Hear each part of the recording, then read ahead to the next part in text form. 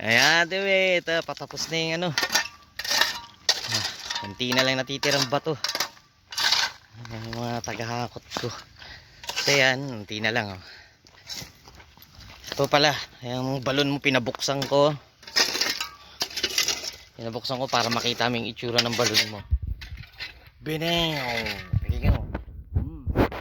3 feet na lang. Ay, lumabo. Yung camera mo. Lumabo. Yun.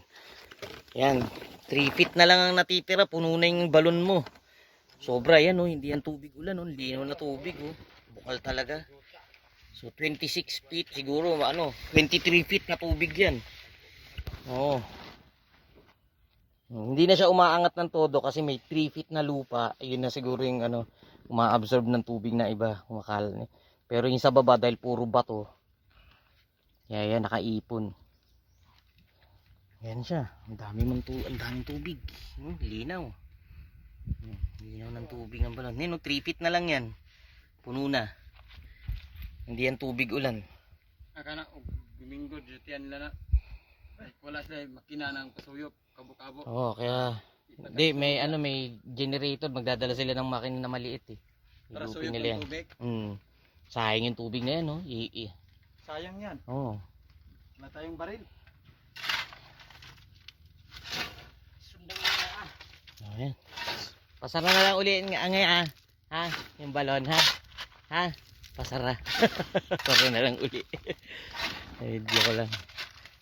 Ayan, pahinga muna sila. Yung banda mo, papalipat ko yan dito banda.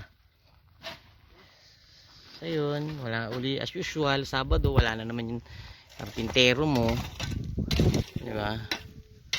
Baka sa Lunes na sila babalik. Baka sa Lunes, makapag-pile sila dito.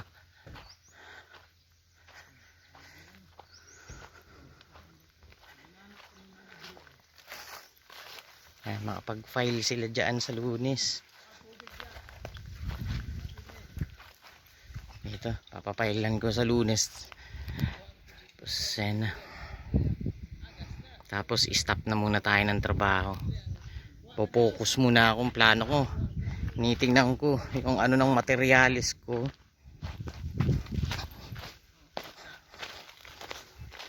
Kakapusin ako pag nagpapalitada.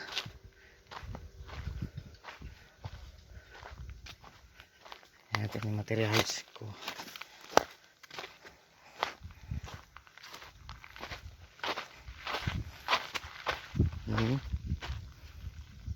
Paggamit ko na lang yan sa flooring. Ito para sa balon to eh.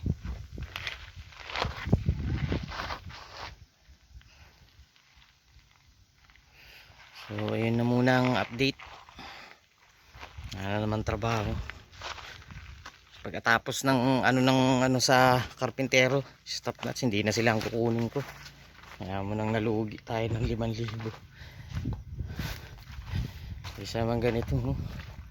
Pahinto-hinto na trabaho. Bagay hindi naman tayo nagmamadali. Di ba? December pa naman ang